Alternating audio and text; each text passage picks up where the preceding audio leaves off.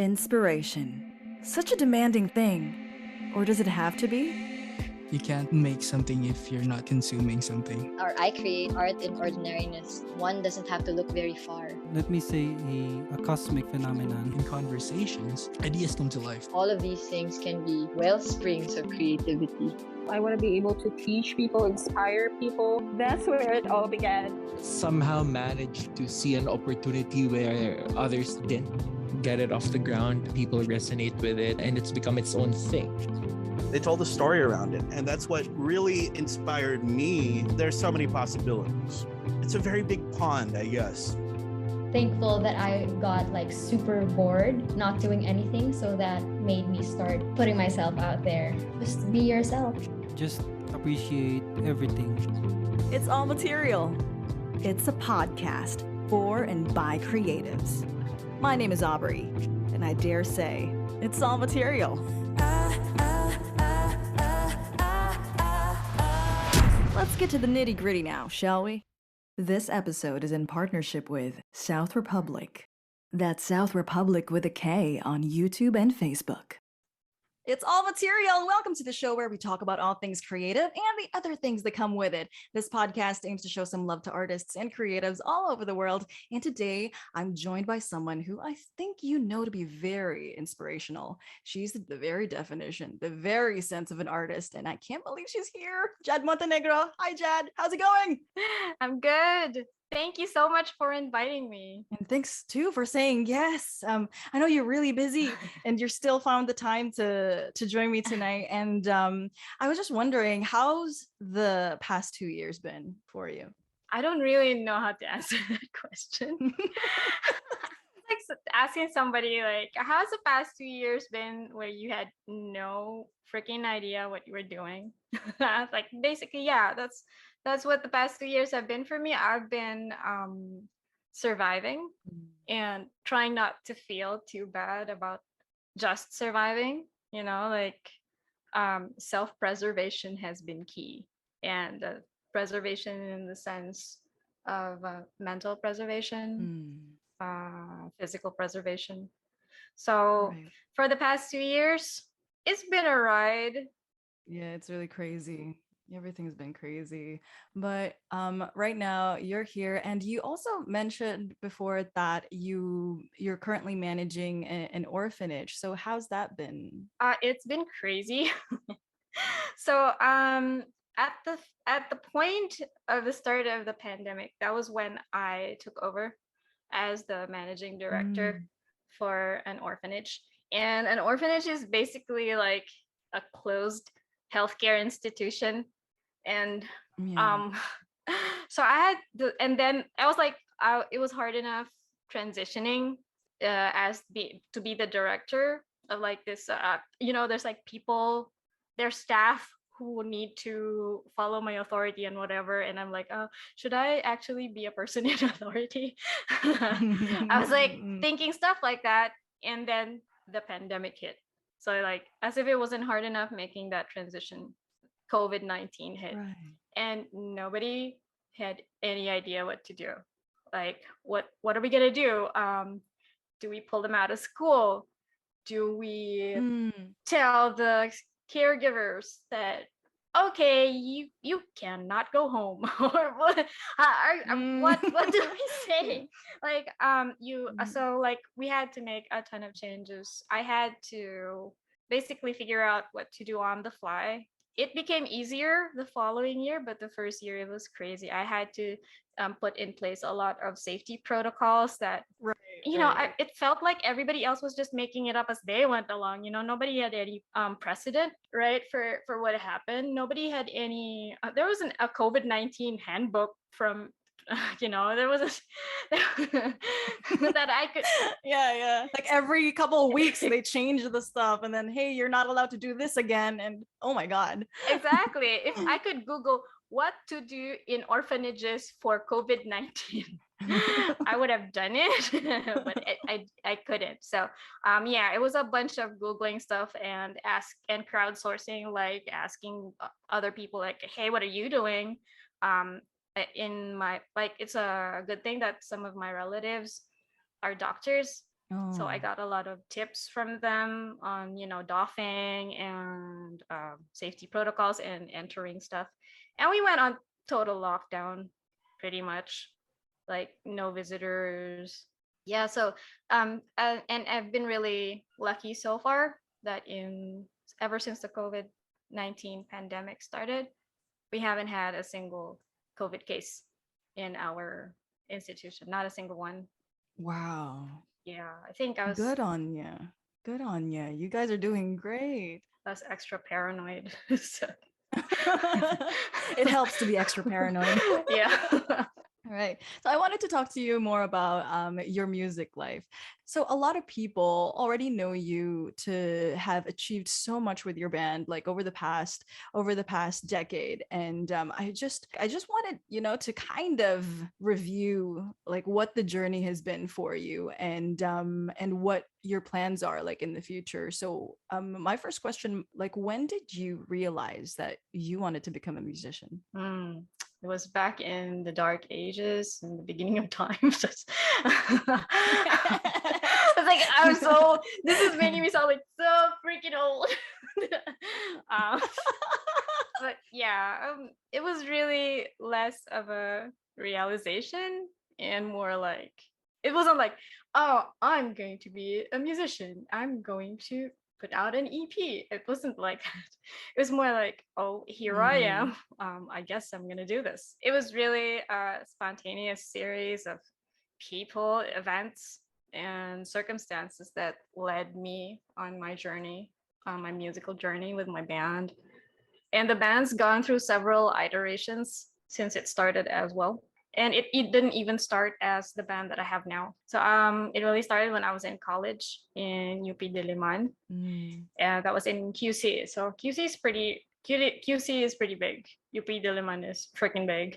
I was from Davao. I was dorming and I didn't know anybody. And I joined a band. That was my way of like relating to people around me at the time.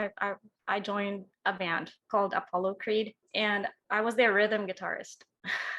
This original guy. Nice name, by the way. Yeah, Apollo Creed, right? So you were the rhythm guitarist, but you didn't sing yet for them. I didn't sing. I didn't start out as a singer. I started as a guitarist. Wow. I was a rhythm guitarist because the original rhythm guitarist guy moved to Italy. And they were like, "Oh shit, we need somebody. Can you play guitar? You play guitar, right?" So that was basically like, "Okay, can you play guitar for our next 3 gigs?" So that's so that's basically it. And I played and so I subbed for him, and that was a punk band. And I played a Black Ibanez Flying V because you had to be, you have to have a look. You had to look the part. And I wore thigh high socks. Yeah. And I did the whole shebang. And then after that, I became the lead guitarist for a post-hardcore band called Glory Days of Summer. And then we did tribute covers for the band Brand New. Because that was Brand New was our favorite band at the time. And then, I had a whole bunch of other bands. I was a guitarist for a goth band. I was a guitarist for a panty rock band. That's what they called it. Panty rock. Panty rock. because they're called Death by Tampon. And my friend was in it. And sometimes she was gunning to be like a summa cum laude for her course or whatever. And she was like, "Oh my God, I'm going to fail my course if I keep going to gigs. So can you please be the one to play guitar?" So I was like, "Okay." And you were like, "Fam, I got you." Okay, I got you, fam. I'm not gunning for summa cum laude or anything. I'm just, I'm hanging on by my dress here, whatever. So I was like, "Okay, I'll play for you." And yeah, and then so basically my musical genesis or whatever started in Manila, and it wasn't even as a slow playing ballad acoustic singer songwriter. It wasn't like that. Right. Yeah, and then I moved back to Davao City because my dad got sick, and then I didn't know anybody. I'd been in a bunch of bands already, but when I moved back, I was like, okay, this is the same thing all over again. I don't know anybody. Back to square one. I don't know anybody, but I want to be in a band, man. I want to play. So I went to Duyan Bar, and then I met Paolo Castillo, who was the owner, and he said, "Gusto mo ka banda?" Because I was just playing by myself. like, gusto mo kabanda? And I said na, sure. And he introduced me to Dave and Pijo, who were my bandmates at the time. Ooh. And then it just started from there. Everything started from there. That's it. So when you started out with your band already here in Davao, like how was the songwriting process? How did that go? Like from the brainstorming, like did you just like present the stuff that you already had to the guys, or like did you guys like really sit down and plan and just vibe and jam, or how was it? I think there was a little bit of all of that. I basically had already had a lot of material. I've been writing songs a lot. This was maybe like a year into my meeting Paolo Castillo and hanging out with the Durian Bar people, joining their gigs and being part of their productions. I'd already had some stuff down, and I'd done some demos. I'd recorded them. It's just like on a CD. I'd recorded some of them on a CD, and I let them hear it. So basically, the lyrics and the melody were already down. And Dave and Pijo sat down with me, and they listened to it, and they were like, "Okay, this sounds cool. I think it would be cool if we did this." And one thing led to another, and then the songs came up. And at the time, Dave wasn't even a guitarist. He was our drummer. We were a three-piece. We had one bass, we had one guitar, we had one drummer. And parang punks na punks. Oh my. So yes, and we managed to do our gigs that way. And I played an acoustic guitar, and that's how it started. So what was the first gig that you can remember with the guys? Durian Bar. Basically, Durian Bar. probably a Kaiban gig. They had this production called Kaiban at the time, and it was the production outfit, I would say, at the time, like because Kaiban had a lot of bands under its roster, and it was doing a lot of gigs at the time. So it would just have all these gigs in Durian Bar, and basically Durian Bar was before Swazo, it was Sales, but before Sales, it was Durian Bar. So yeah, everybody came together there. It was kind of like the center of it all. And going back to your songwriting, what were the types of experiences that just get you to write, to make something? Type of experiences, probably a string of exes. A string of exes that I was mad at probably fueled the first few songs in my EPs. Like there was this one time that I went to Cebu with an ex, and when we got there, he broke up with me on my freaking birthday. Damn. What a dick. Oh, and I was like, oh my god. But yeah, I got a lot of mileage out of that song, so I'm cool with it now. Yeah, pulled off an Adele right there. Yeah. I was like, oh my god, the ugat of this guy to break up with me here. And then so I wrote a song about him, and that song became Invincible. And the lyrics were like, all of our friends who still don't know, who's gonna tell them? All of the memories that we have made, we're gonna forget them. All of the promises that you've made, you're not gonna keep them. I wrote it because something happened to me in a city where I didn't know anybody, and I'd gone to that city with somebody that I trusted, and that person just basically left me alone in that city. And then I didn't know what to do. I mean, eventually I went home, but not for like a year and a half.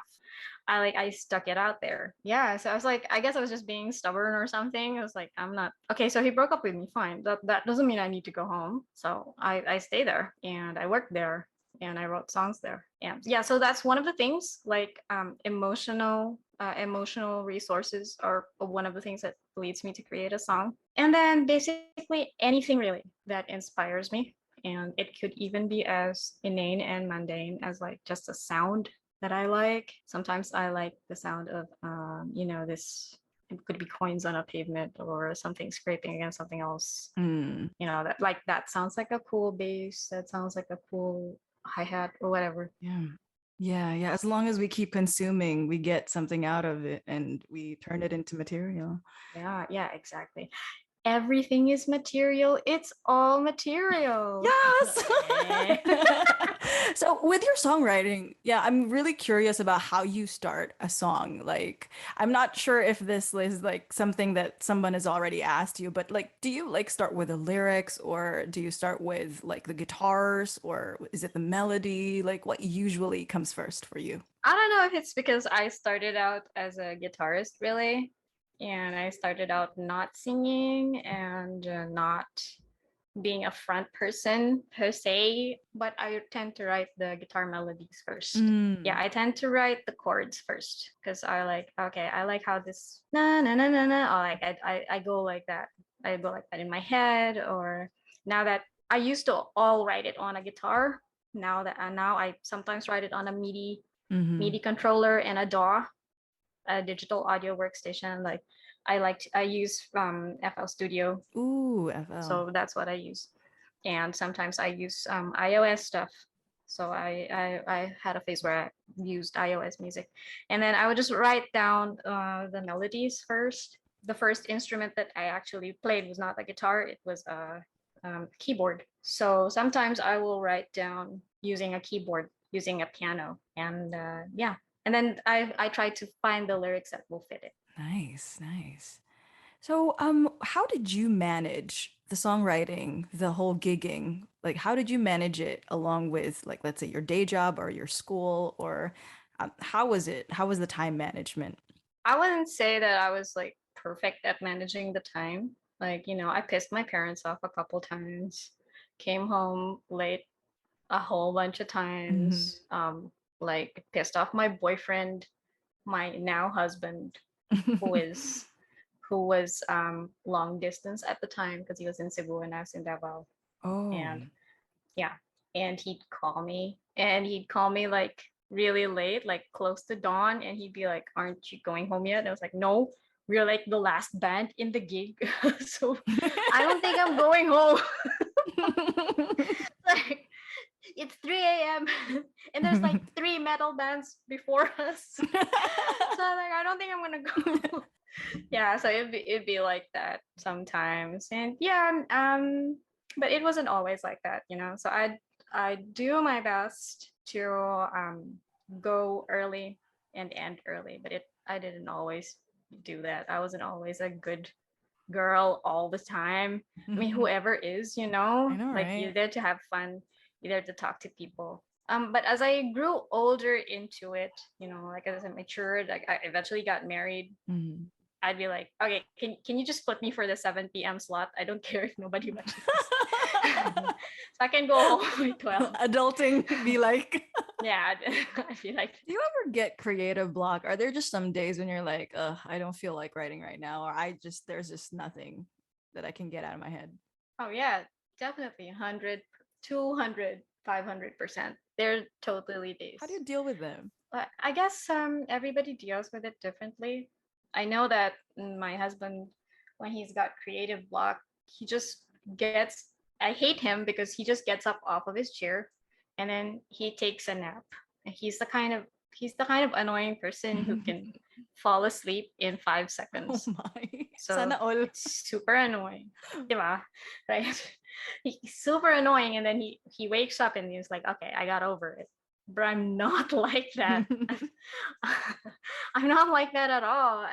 Usually I just need to be inspired by somebody else. That's usually like the best thing that'll get, like, it'll light a fire under my ass.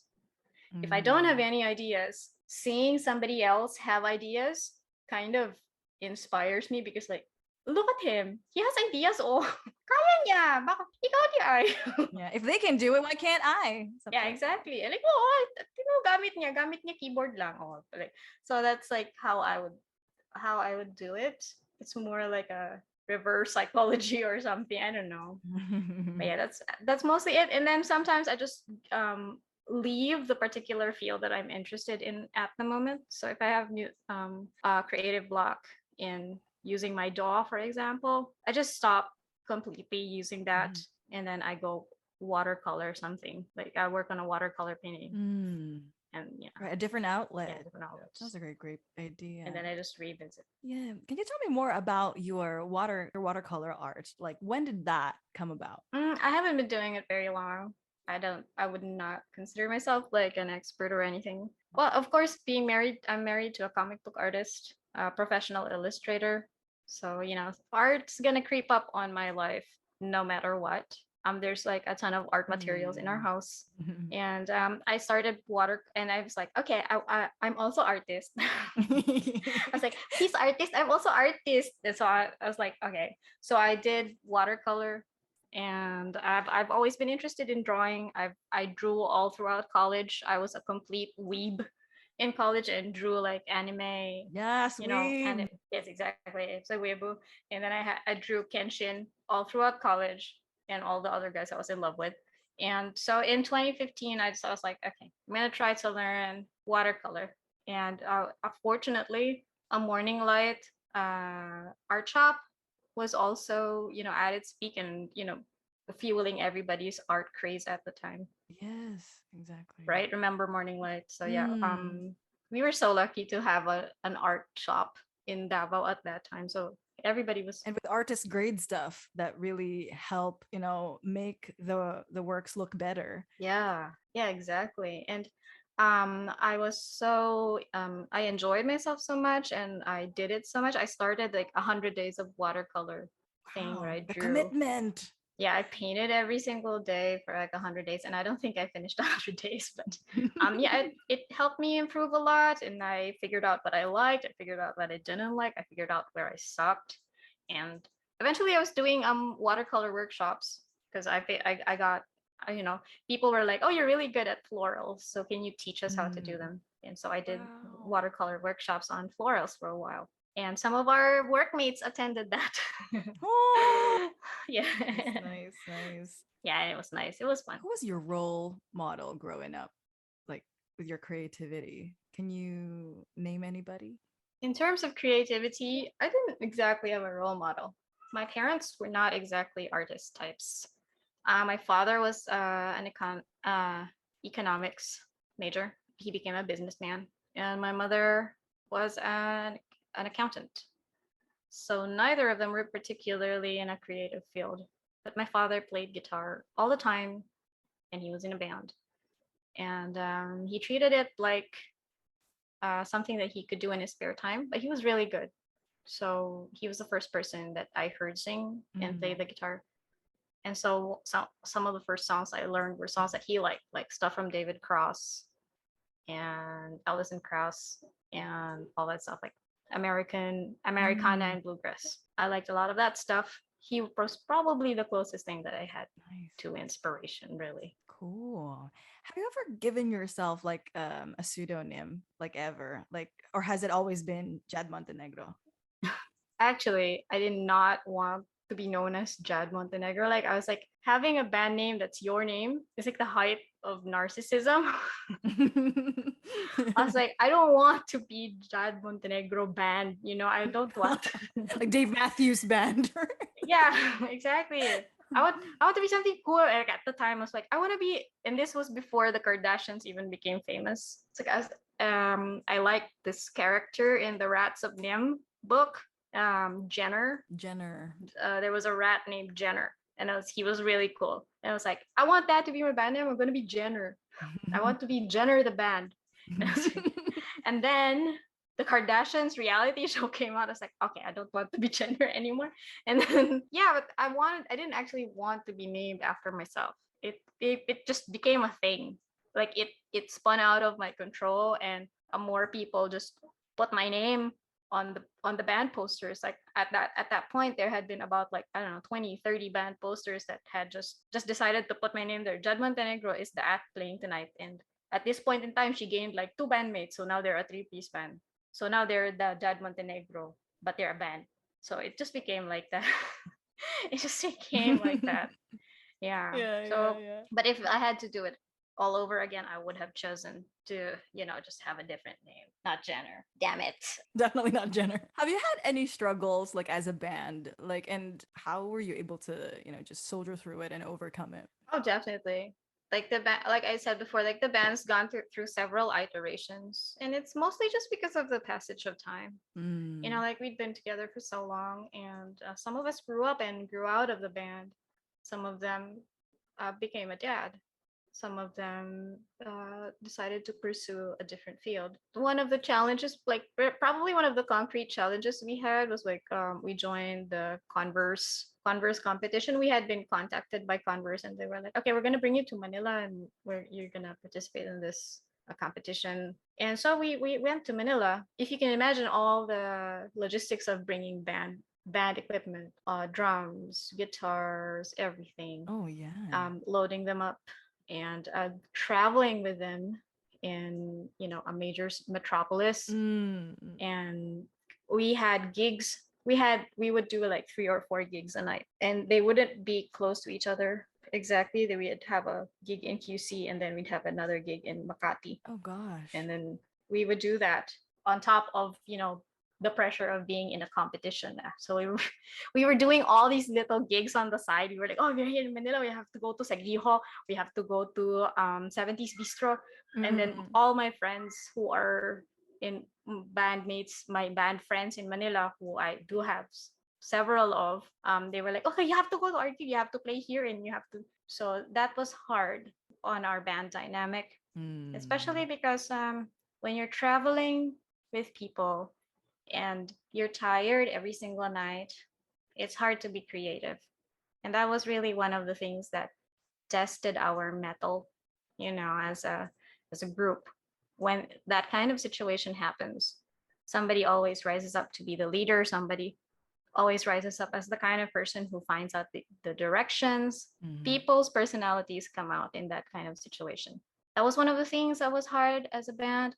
We got into some friction. We had to basically room in a backpacker hostel, and there was like not everybody there had the greatest hygiene. Oh yeah, God. So we were so like lots of things like that. Or when we got there, the elevator was broken, so we had to lug all our equipment up like 5 flights of stairs.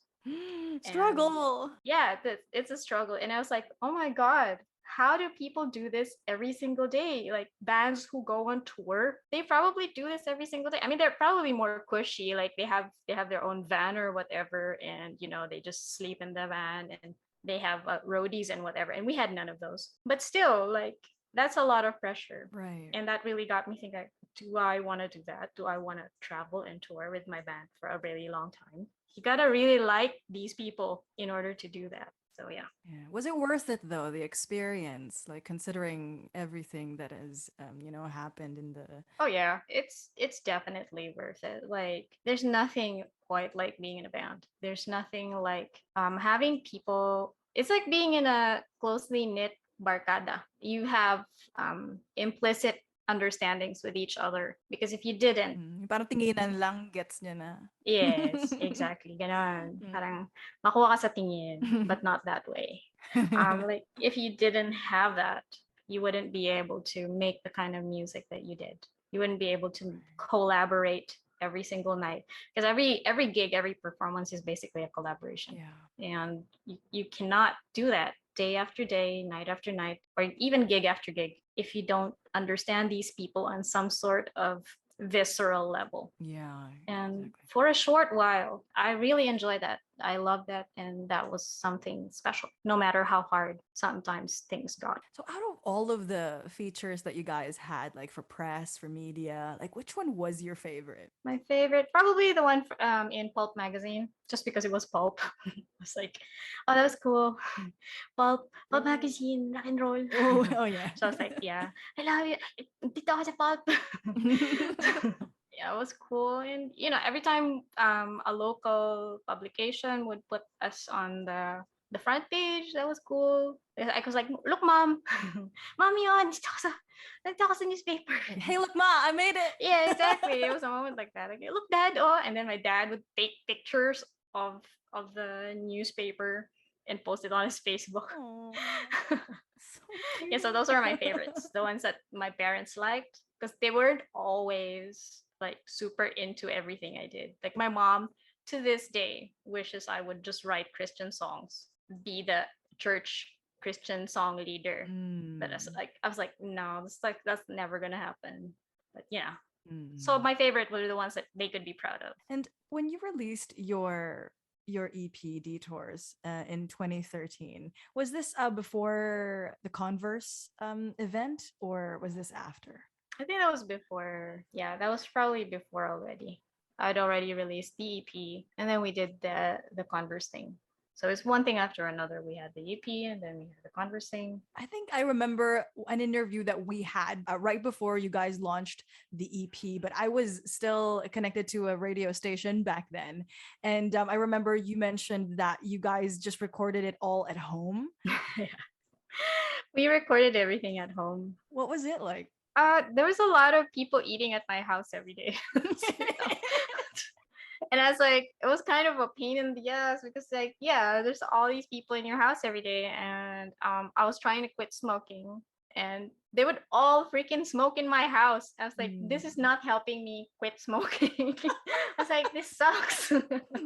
But yeah, it was fun. We'd make dinner together after recording all day, or like sometimes we wouldn't record, we'd be arguing all day. We'd argue about what we wanted to record and not get any recording done. It was fun. It was like a short series of days that were very, very special. I don't think I can have that again even now, just because you had to be a certain age, you had to be a certain mindset to have that. You know how when you're younger, you want people at your house all the time? Yeah. Like you want them to come over all the freaking time. And that then you get older and you were like, why do I want people in my house all the time? It was a pain in the ass cleaning up. Like, why? I don't want people in my house. Like when you get older, you grow out of that mindset of wanting to be around so many people all the time. But at that time, I loved being with everybody. I loved having everybody come over and would just provide their input.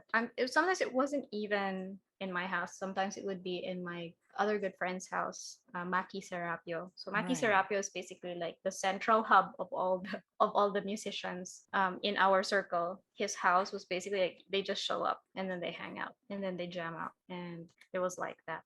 Cool. So you also joined the Element Songwriting and Music Camp. Like, what year was this? I think that was 2014, 2015. How was the experience? My gosh, there were like 60 of you in the batch, and like who were there? Who were the bands that were there mentoring? Oh, it was really, I know there were so many famous people there. Like some of them are really famous now. There's Howard from the Flamingos. Oh, Flamingos. There was my roommate was Lily from the Ransom Collective. Oh, Ransom Collective! I love their stuff. They're like folksy. I remember. Yeah, and then Ben of Ben and Ben was there. Batchmates kayo nila Ben and Ben? I think so. Or I could be wrong. Maybe it was their girlfriend that was my batchmate. But basically, I saw them. They were there. And then BP Valenzuela. Electronic stuff, right? Yeah. I'm trying to remember everybody that was there that's like my batchmates that are super famous now. They were already famous even back then. You know, it was like in Manila, everybody knew each other, and then all the mentors knew them. So Ryan Cayabia was there, Ebe Dancel was there, Aya De Leon was there, Chito, Miranda, Gabby Alipe, everybody. My mentor was Sergio Ayala. And I even had a batchmate that was like went to Berkeley Music School. And I was like, oh my God, I don't deserve to be in the same room as some of these people. They're like so highbrow. Gerald. But you do. You deserve to be there. You're so good. Come on. Me with my hard on yourself. With my widow flex. And I was like, with my widow flow. And I was like, and then they had these games that were like, okay, read the notes on this concert piece. And I was like, okay, don't look at me. I don't understand. I don't know how to read notes. So like, yeah, so I don't know how to sight read or whatever, but a lot of people there knew how. Gerard Salonga, the conductor, was there. It was kind of surreal, really. Right. So can you tell me more about that time when Imago asked you to be the new vocalist? Like, how did that feel? Oh yeah, that was really cool. Actually, the only person that I knew from Imago was Zach Lucero. I knew Zach from Radio Republic because he had asked me to be part of a show that they were doing basically they were shooting me and doing a feature on me as myself as a musician, and Zach was leading that whole thing, you know. So Radio Republic has been very, very supportive Mm. of me and my music, and that's how I met Zach. I think he was able to watch me play with my band. He asked me I wanted to be, if I could be the new vocalist of Imago, and I was like, oh my god, are you actually asking me to be the new vocalist of a band that all my friends know since childhood? Like, are you sure? And then he was like, yeah, I heard how you played. I liked the way that you sang. And then I think probably the fact that I played guitar um was one of was a you know was a factor in that. I was always super torn. This was like after I had released our EP, and then I just came back from camp, I think, and my band was like having lots of gigs as well. I also had a job already here. I was very much entrenched in Davao City. It was super amazing to be asked. I just couldn't pack up my life and leave because basically I was like, okay, so what does that mean? What does that mean? You want me to be your vocalist? I'm in Davao. It's like, well, of course you have to live here because we have gigs every week. So I was like, can I think about it? And then I talked to my husband about it, and then he was like, I don't know. I don't think you can do that. You'd have to end your job, quit your job. I'd have to quit my job. Maybe he didn't need to quit his job because everything's online, but I would have to quit my job. We'd have to leave our house. We'd have to find another house to live in. All those things that that are not fun to do. So he followed up on me for like a week. And then basically after a week, he was like, okay, we found somebody else. We found somebody else who is our second choice. If you're not gonna do it, could you let me know? Because we're just gonna go with the other person. And so I said, yeah, I'm sorry, but I can't do it. I just don't have the luxury of leaving just then, or just leaving everything behind. Mhm. But it was nice to be asked. It was super flattering. It was really cool. I never really told anybody about it either. I think I told like our bassist. That feeling that if only I could be in two places at one time, if only I could cut myself in half. Yeah, but you still made that decision, and I'm proud of you too for getting through that. That was difficult too. Yeah, I can imagine. Thank you. That makes you wonder just how much do you like music? So like that's the thing. When something like that is put on your plate, you basically have to ask yourself, so how much of this is me? Being in a band, being the vocalist of a band. How much of that is me? Am I 95% that? Is this my whole identity? But I wasn't. I was doing other things.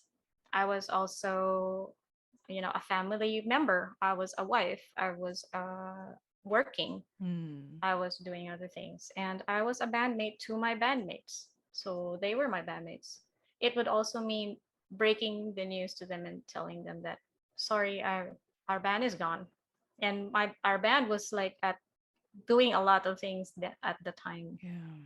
So we had no plans of splitting up or anything. We were truly enjoying ourselves. So yeah, in the end, it wasn't that hard a decision to make. It was challenging to think about. That's right. But it actually helped me figure out my identity even more. Right, right. That's right. So, what is your purpose? Like when the stuff that you create, when you do your art, when you play your music, when you write songs, what's your purpose? Like what's the essence of it all for you?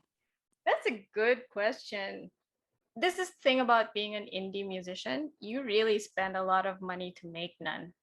That's the thing. And I think that's true for basically any creative endeavor in Davao City, really. Like you spend a lot of money to make none. And why? What makes you do what you do and continue doing it? It's the sheer love of it. You weigh how much you want to sacrifice in order to pursue your passion. You weigh how much this passion occupies your mind, and then you weigh it against the happiness that you get from doing it. Sometimes it gets to a point where you keep doing it and you're not happy anymore. And then that's when you need to reassess. Yeah, exactly. So the way that I keep going and the way that I keep doing what I want to do is I keep doing that reassessment at certain points in my life. I need to make sure that I'm still the same person that I was 2 years ago, 6 months ago, because it can change. I'm coming to terms with the fact that that's fine. People change, people can grow out of their passions. But I've just never grown out of making music. Maybe I don't make it as much now, especially because of the pandemic. Mm. But I haven't grown out of it. I keep asking myself, am I still the same person that loves music? I still am. So if you ask yourself, am I still the same person who loves to interview people and do podcasts and hear their stories? I still am. I think that's also one of the reasons why I wanted to do a podcast is because I've been off air for like 2 straight years. And when you mentioned that, like, am I still the same Yeah. person? I did that reassessment too. And when I finally decided that, hey, I really want to do this because apart from not having a creative outlet, me being like a voice behind like a radio or like behind the mic or anything. So apart from that, I also wanted to talk to creatives that also have been struggling like for the past 2 years. And sometimes it's not even just 2 years. Sometimes it's like many, many years for others. So Yeah. and when we have shared experiences, at least people will feel like they're not alone, that they can still get inspired. Mhm. Yeah, that's actually a great thing to do, the reassessment, so that you will figure out like what would be best for you like at a certain point in your life. So yeah, that's awesome. Exactly. I totally agree. Basically, like, if you're not doing that constantly, a reassessment for me is asking yourself to be honest. So if you're not constantly asking yourself to be honest with yourself, everything you do after that kind of gets lost along the way. So as long as you're being honest with yourself, everything you do will also be honest. It will sound honest, it will look honest, it will feel honest. Yeah. And people can pick up on that. They can pick up whether or not this particular work is sincere, whether this particular creation is sincere. And I think that's really the heart of it. That's right. The authenticity. So, would you have like any advice, some sort of like anything that you learned along the way that you think might help like other people who also want to get creative, who also want to make something out of nothing? I think the person that I look up to, one of the people that I look up to the most, is my husband, because he's been doing what he's been doing for so many years. He's a professional illustrator. That's not something a lot of people can do consistently. And it's something a lot of people want to do because they're like, oh, I just want to draw for a living. Right. But the thing is, it's not just drawing for a living. It's actually honing your craft for so many years, and actually also being able to handle the business side of things. You have to have a business mindset, a grueling work ethic. Exactly. Because if you have a job that just requires you to draw every day, you're gonna have to make sure that you draw every damn day, because you have a job that allows you to draw every day. That's what he tells me. I'm lucky to be able to draw every day and do what I love. And that thing puts this thing that I do, this thing that I love to do, puts a roof over my head and keeps the lights on. I'm lucky to have that. So I need to work my ass off. I need to make sure that I draw every damn day. That's what he tells me. So he's not just drawing and doing what he loves. He's doing what he loves with the work ethic of somebody with everything on the line. It's not something casual for him. He does it with everything he's got. Even though his job doesn't require him to go to an office, doesn't require him to clock in at any particular time, doesn't require him to commute anywhere. He goes and does his job every single day at the same time and even beyond. Because that's the thing with freelancers, you turn into a 24-hour workday if you're not even a freelancer, but if you're basically somebody with your own entrepreneurial career, then you turn into a workaholic. So my advice for people who want to keep pursuing their creative field, my husband is on one side of the spectrum. He is somebody who understands that in order to do what you love, you have to put in an immense, massive, incredible amount of work and self-discipline. There are other people who also want to be creative, but they do it in a more casual sense. And that's not bad. You just have to understand where you are so that your expectations are set for yourself. So if you're a creative and you want this to be your bread and butter, then you need to work your ass off. But if you're creative and you have the extra resources, you have disposable income, you make a nice wage and you have the extra, you have the extra cash to blow on this or that gadget or this or that Yeah. creative workstation, a laptop, a guitar, art materials, then don't be so hard on yourself because you're not necessarily doing it for the money. So you just have to understand where you are, what really is the purpose of you doing this thing. Right. And then when you're honest with yourself about it, that's when you can hold yourself accountable for it. And that's hard to do. It's easy to say, it's hard to do. Like for me, this is something that I'm doing because I love it. And that requires me to tell myself, I'm doing this because I love it. I must not get discouraged if there's no payoff, because that's not the reason I'm doing it. The payoff isn't the reason I'm doing it. The reason I'm doing it is because I love it. And if I still love it at the end of the day, Yeah. then that's all I need to keep doing it. So that's just my take on it. Yeah. Awesome. God, heavy stuff, Jad. Yeah, man. Really. Why did we end on yeah. that? But thank you so much, Jad. I really appreciate it. And I'm sure like a lot of people that can learn a lot from the stuff that you've been through, from the stuff that you've shared, and for all of the experiences that you've had and that you mentioned here in the podcast. And can you invite people to check you out on your social media platforms? Sure. Please check me out on Spotify. I'm under Jad Montenegro, the artist, because I also have like a personal Spotify. Don't click that. You'll see all my weird playlists. Just click on the Jad Montenegro artist.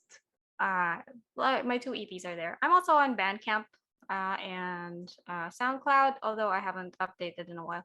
But my entire discography is on Bandcamp. Also for purchase. So if you want to purchase something, you can do it there. Yeah, so everything's on Spotify and Bandcamp. Just search Jad Montenegro. That's it. And I also have a Facebook page, Jad Montenegro Music.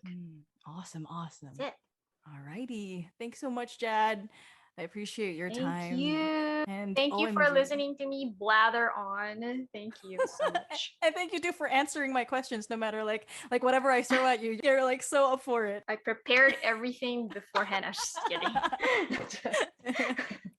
But yeah, let's talk again soon. And I'm really glad that you're here, and you shared a lot that would help other creatives too to get inspired, to get motivated to do what they want to do. And you're an inspiration, like hands down. Oh, thank you so much. Thank you. Thank you. You have a good one. This episode is in partnership with South Republik. That's South Republik with a K on YouTube and Facebook. This is Aubrey, and you're listening to It's All Material. New episode every Thursday at 7 p.m.